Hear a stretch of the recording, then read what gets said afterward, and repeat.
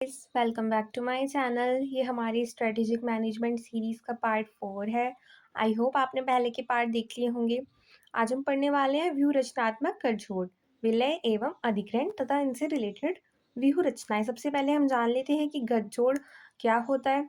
View रचनात्मक गठजोड़ में दो या अधिक कंपनियां किसी विशिष्ट उद्देश्य के लिए सहयोग करती है बिना किसी के नियंत्रण के बदले। अब ओवरऑल हम अगर विलय से लें, विलय में ये होता है कि एक कंपनी दूसरी कंपनी में मिल जाती है और एक नई कंपनी बनाती है। और अधिग्रहण में ऐसा होता है कि एक होती है हमारी सूत्रधारी कंपनी और एक होती है उसके अंडर काम करने वाली कंपनी। तो जो बड़ी कंपनी होती है वो छोटी कंपनी को कंट्रोल करती है। ये हमने ओवरऑल बताया है। अब हम इसकी थ्योरी पढ़ते हैं।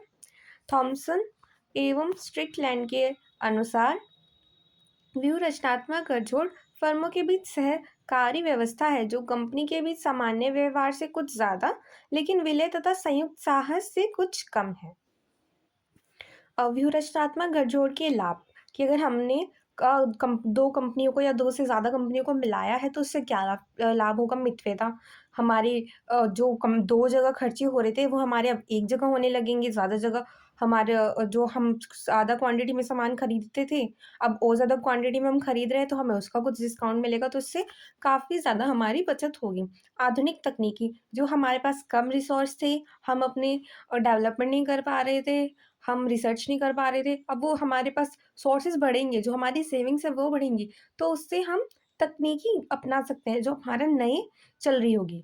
लागतों में कमी होगी, ऑब्वियस सी बात है। अगर हम ज़्यादा क्वांटिटी में कोई चीज़ बना रहे हैं या ज़्यादा क्वांटिटी में कोई कच्चा माल खरीद रहे हैं तो हमारा कम के अकॉर्डिंग ज़्यादा बचत होगी।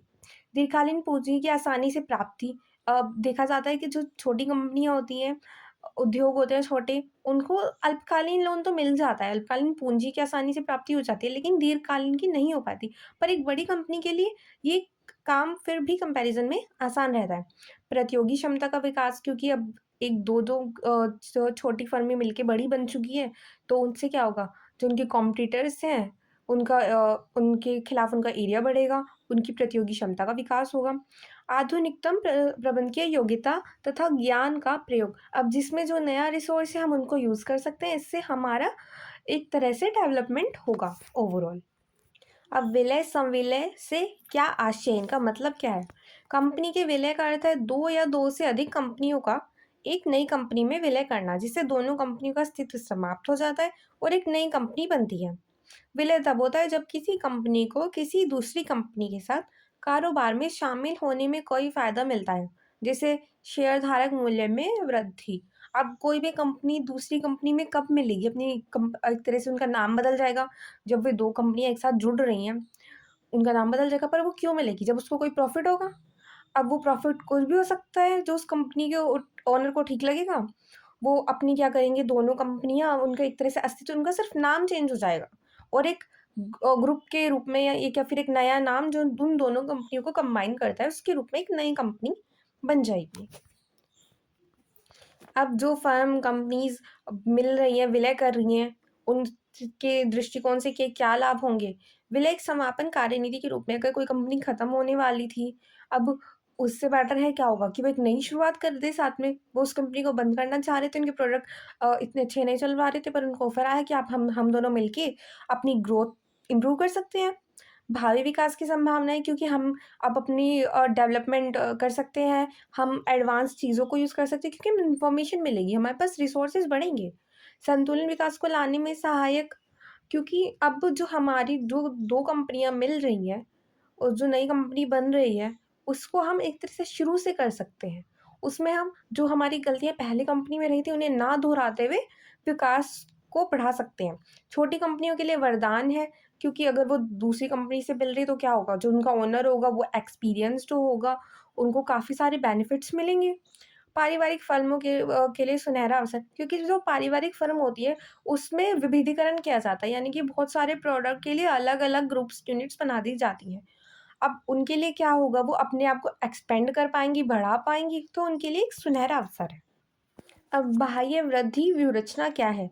बाह्य वृद्धि व्यूहरचना वे व्यूहरचनाएं होती हैं जिनमें बाह्य वृद्धि के उद्देश्य से अन्य कंपनियों का अधिग्रहण एवं विलयीकरण किया जाता है। इससे कंपनी के संसाधनों में वृद्धि होती है, ऐसा करने का उद्देश्य कंपनी की बाजार भागीदारी को मजबूत बनाना तथा स्पर्धात्मक लाभपूर्ण अवसर योजना होता है। इससे संचालनात्मक दृढ़ता प्राप्त होती है तथा सुदृढ़ नियंत्रण स्थापित किया जाता है। मतलब कि एक कंपनी अपने आप को एक्सपेंड करने के लिए, बढ़ाने के लिए अन्य कंपनियों का अधिग्रहण कर रही है, उनकी ओनरशिप ले रही है, उन्हें अपने में मिल रहा है या फिर उनका विलय कर रही है, यानी कि उनमें मिल रही है, ताकि वो बढ़ सके, तो उसका मार्केट में ज़्यादा एरिया को वो कवर कर पाए और जो और कॉम्पिटिटर्स हैं उनसे वो आगे निकल पाए।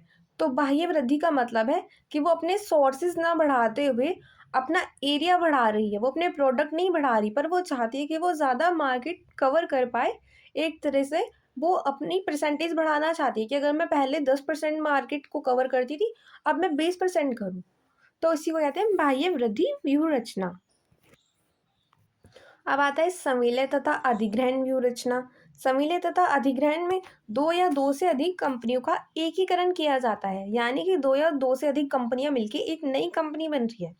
यह एकीकरण दो या अधिक कंपनियों या फर्मों के संयोजन की भांति होता है। प्राय छोटी कंपनी का बड़ी फर्मों में संयोजन कर लेते हैं।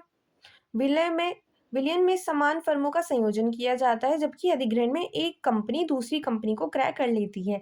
यानी कि जब हम उनको मर्ज करें, जब हम उनका विलय करें या सविलय कर रहे हैं, तो वे दोनों कंपनियां ऑलमोस्ट बराबर की होती हैं और वे दोनों अपना पुराना नाम छोड़कर एक यूनिट के अकॉर्डिंग दोनों मिलकर एक नया नाम बनाती हैं कि हमारी अब से ये नई कंपनी है, जो वे दोनों कंपनियां मिल चुकी हैं। और अधिग्रहण में होता है कि एक बड़ी कंपनी छोटी कंपनी को खरीद लेती है, उसकी ओनरशिप ले लेती है। Thank you for watching.